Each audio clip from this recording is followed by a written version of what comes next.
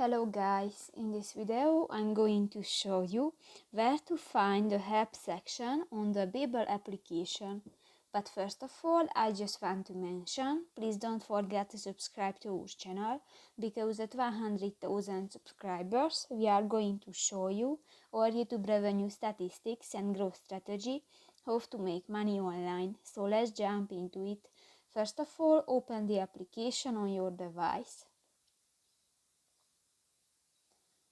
Go to the profile icon at the upper right corner of the screen and go to the settings icon at the upper right corner of the screen again.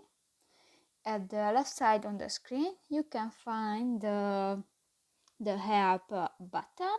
Click that, and here you can find questions and some helpful information about the application and how to use and how to learn. So that's pretty much it for this video, guys. See you in the next one. Bye bye.